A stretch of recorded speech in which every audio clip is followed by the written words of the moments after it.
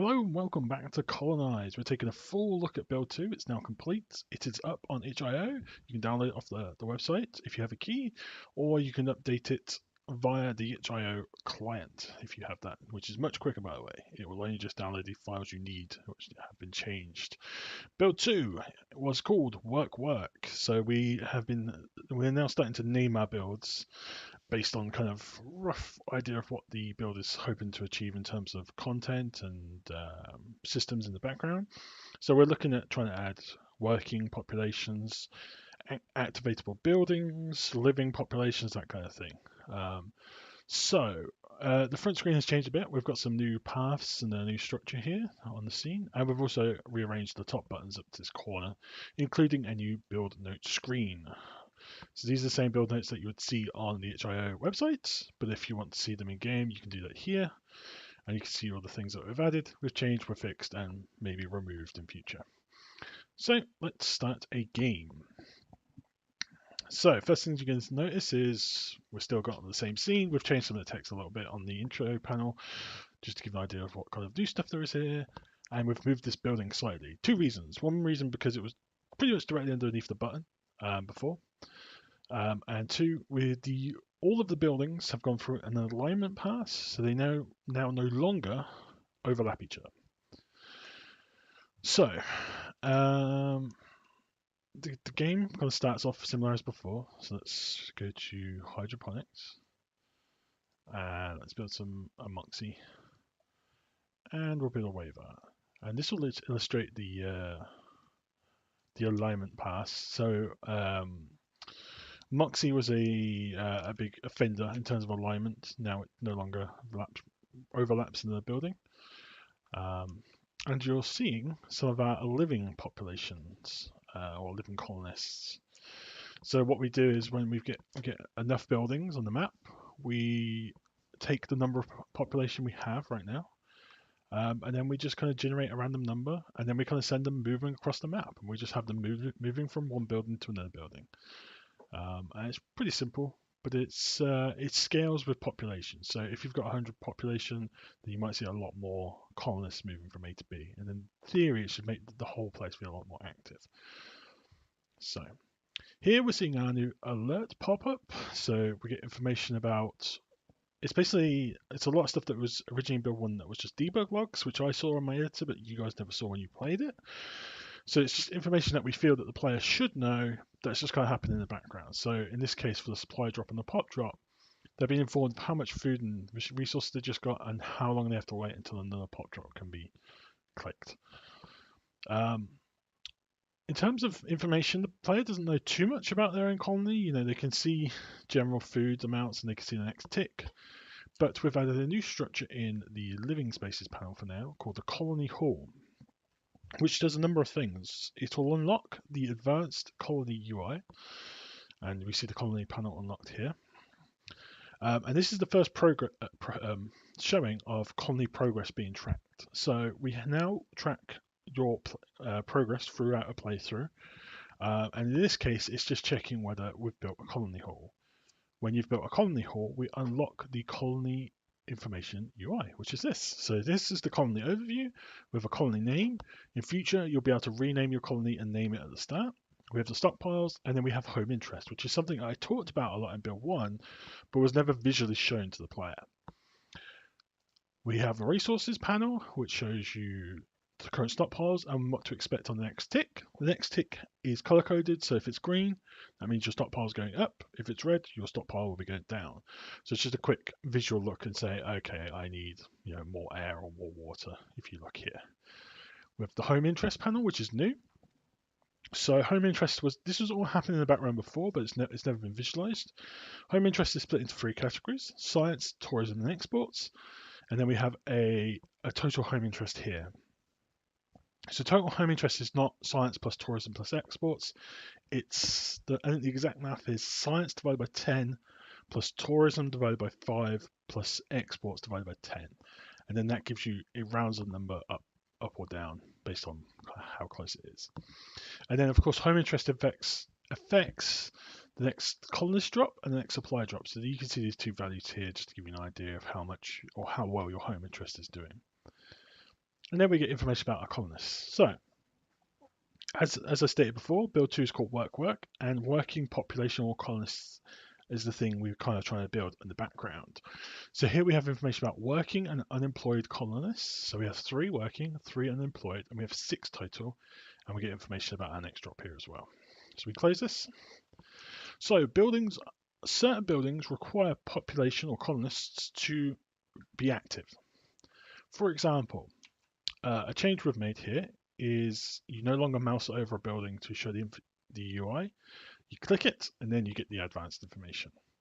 This has changed slightly. We've rearranged this food, air and water a bit so you can actually see the actual numbers all the time. And we have a new piece of information here called 2 colonists required. So this also depends on the building. So Moxie and Waver are basically just machines that operate themselves, so they don't need colonists there. Whereas hydroponics might need someone there to cultivate and harvest food. So this gives you an idea of how many colonists are required to operate this building. We can also activate and deactivate buildings if we need colonists elsewhere and we don't have a population drop available to us, whether that's because we've hit the maximum population or we're waiting on the cooldown, for example. So say we build, and we close this. Let's say we get to our home interests and we'd like to build a science lab. Cool. Let's build a spaceport. Oh, we can't do that because the spaceport requires 2 colonists. And if we go to our advanced colony panel, we see 5 of our colonists are working and 1 of them isn't working. And we have a total of 6. So it basically means we're 1 short. So if I click this again, you see you do not have enough available population to activate this structure. You need 1 available colonist to build it. So you're saying you need another one. So we can just do that by activating a pop drop. And then if we click spaceport, we can now build it. Same for the xenomine. Okay, so maybe I want to build a xenomine, but it requires 2. Let's go ahead and deactivate the spaceport. We now have information that the building is not active. Unfortunately, it doesn't quite pop as well on this color background, but never mind. Xenomine, now we can be built. Simple. So I want to activate this again. I can't right now because I don't have enough population. We get information saying that is the case. And that's kind of roughly it in terms of new stuff. Of course, there's the final thing we should mention, which is roads. So roads are mainly a visual thing. They don't actually do anything functional too much. They're just there to kind of allow you to organize your colony a bit better for yourself. And they actively try to connect to each other if they see that they have another piece of road next to them. So you see the corner pieces don't. But if I place a piece of road there, they now visually connect. And they're pretty cheap. I think they cost 1 of each resource, and there's no maintenance cost on them either. So they're really simple, and they just make the colony feel a bit more like a colony, and the whole thing now feels a bit more like a game. And you can see here now as well, most of the structures are up and kind of in there, and you can see they're all pretty well aligned now and not all clipping over each other and stuff. So let's go ahead and reactivate our spaceport. And I think we're missing one. I believe we're missing the hotel. So let's go ahead and build a hotel. Oh, we don't quite have enough. Let's disable the colony hall for now. So disabling the colony hall doesn't disable access to the UI because it's a progress thing. So once you've progressed that point, it doesn't matter. You don't have to have it active. The game just recognizes that you've reached a point where you're going to need this information or this point, and you can work from there. So yep, 9, 1, and 10 total. So that makes sense. Our home interest, there you go. So it's a bit more. The values are much higher now because we have much more buildings dedicated to home interests. Here's our resources. Okay, this is now a bit more balanced because we have home interest buildings and we're actually losing water. And if we break even 0, it's a white text. So that's actually a really good. That's unintentionally worked out really well. But yeah, that's kind of roughly where we're at. I'm really happy with the progress we've made this week. There's been a few of the bug fixes around the background. The whole UI in every single scene has been fixed for scaling. It was originally scaling on 800 by 600 for some reason.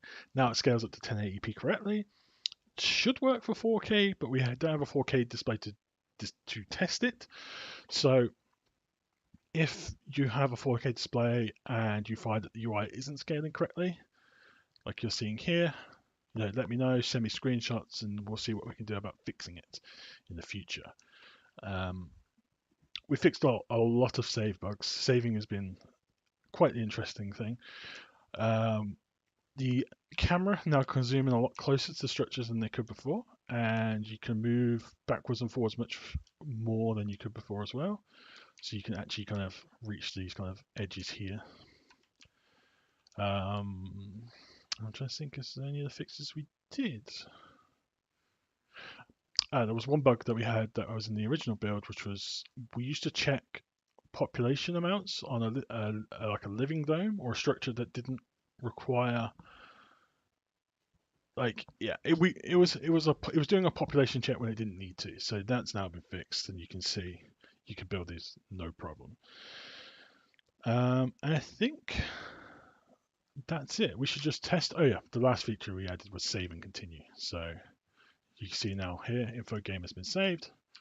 If we save and exit, all being well, when I click load game, we should have a fully loaded scene, and we should just check if this works. So we have disabled the science lab. Let's save and exit. It should remember that, and it does. Awesome, cool. It works in editor. Just save game bugs are really weird. There's a lot of things that work completely fine in Unity editor, but then don't work in the full build. So it's been a bit of a interesting testing procedure to make things work in terms of saving. But everything seems to be working fine now. You can see your progress has been saved because this button is still available. And yeah, everything's looking pretty good. So that's Colonise Build 2, work. It's all working. It's all up on itch.io. If you, if you have any bug reports, any feedback, any suggestions, please let us know via itch.io, or you can get hold of us on the Twitter or the Discord buttons. These both work. You can just click on them. Twitter will take you to our Twitter account, and Discord will take you to our Discord channel where you can chat to us directly. So yeah, please give it a try. It feels much more like a game now, I think, than the tech demo it was in build 1. And we're pretty happy with the progress we made this week. The next build we're working on will be, he says, materialism. We'll be introducing more resource types, mainly building materials. So building costs will now be will not be based on food, water, and air. They'll more likely be based on materials that you have. You'll be able to mine building materials from the world that you're in using new miners. We'll be advancing the export business of your colony, so you'll be able to take those materials and sell them to back home to gain more home interest or other materials.